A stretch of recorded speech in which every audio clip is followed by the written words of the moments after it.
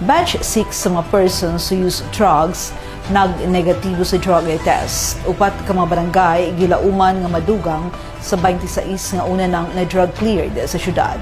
May report sa Leon Chumidal.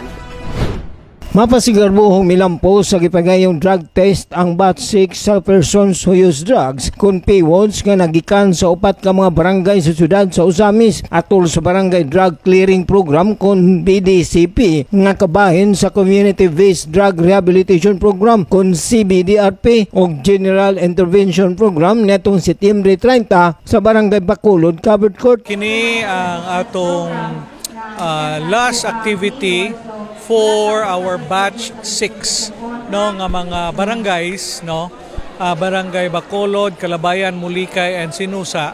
Mao ni siya ang batch 6 sa mga barangays nga atong gi proseso. Ang maong programa naglangkob sa upat ka mga barangay nga mao ang Barangay Bacolod, Calabayan, Mulikay ug Sinusa. Isip pagpangandam alang sa mga paywards sa umaabot nga evaluation ug deliberation sa Regional Oversight Committee on Barangay Drug Clearing on ROCBDC sa Department of the Interior and Local Government Region 10 sa Cagayan de Oro City karong umabot ni Nobyembre ning tuiga. Atong giandam ang ilang mga dokumento ug ang ilang mga kaugalingon para nga ato na po ni silang isubmitar ngadto sa Regional Oversight Committee for Barangay Drug Clearing dito sa Cagayan de Oro City. Sa pagkakaroon aduna na 26 ka mga barangay ang giila nga drug cleared na o posible nga madugang kini nga upat ka mga nahisgutang barangay. Dugang ba? Gipahayag usab ni City Anti-Drug Abuse Council Focal Person Paul Abtar Singh nga kini nga inisyatibo gipahingos gani Usami City Mayor Attorney Henry Indi Waminal Jr. nga naghatag og dakong suporta aron maproseso kini nga mga barangay. Nagpadayon ta sa atong mandato isip usa ka Anti-Drug Abuse Council nga pinaguluhan sa atong dakbay at sa atong mayor ni Mayor Indi Waminal no nga siya mo'y nangulog yun hatag siya og dako nga suporta para nga atong maproseso kini nga mga barangay. Ang matag paywards gipailalom sa drug test isip usa sa mga requirements sa ROCBDC og Philippine Drug Enforcement Agency kon PDEA nga gipasiugdahan sa City Health Office. Pinaagi ni Dr. Maria Florilin Irog-Irog diin nagnegatibo ang resulta. Pailalom tuod sila, this is one of normal requirements, mo na ang mga requirements nga appeal sa ROCBDC and sa atong Philippine Drug Enforcement Agency na agi mga drug test nga mahitabo no, and pasalamat nga sa pag-drug test nila wala na tayo nakita nga mga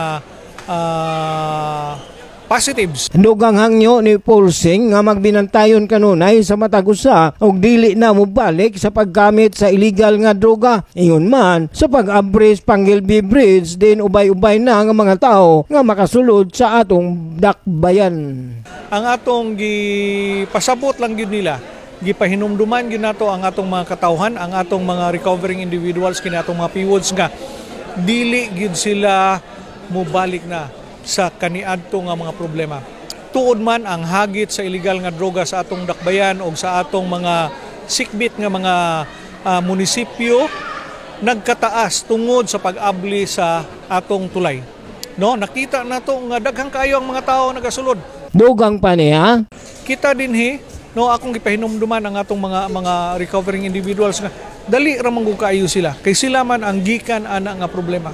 Mao na nga nihangyo kita nila hugot nga pagpugong sa ilang kaugalingon. Gibutyag usab ni Provincial Officer of PDEA RO10 Misamis Occidental Provincial Office Intelligence Agent 5 Elvis Tagoy nga kini nga inisyatiba nagmalampuson pinaagi sa pakikooperar o pagtinabangay sa mga katawan ilabi na sa mga paywards aron madeklarar na nga drug lord ang ilang barangay. Kining programaha sa gobyerno dili magmalampuson kung wa mo nag-cooperate. Dugang pa niya. Tungod kay nakita namo nga kamo aming cooperate o inyong gihuna nga kini chance na ni sa inyo ha gihatag sa atong gobyerno. Oh. kini angay natong pasalamatan hilabi na diri sa LGU Usamis nga makita nato giatimanta sa atong LGU pinanguluhan sa atong mayor ni Hindi Waminal. Kini nga lakang sa lokal nga pangagamahanan inubanan sa pagigtimbayayong sa mga sakop sa konseho o lokal nga ahensya sa syudad nga nagtinguha nga ang matag misamis nun magpuyong malinawon, malambuon o malipayon. Alang sa Usamis, Suri, ako si Leoncio Medalio.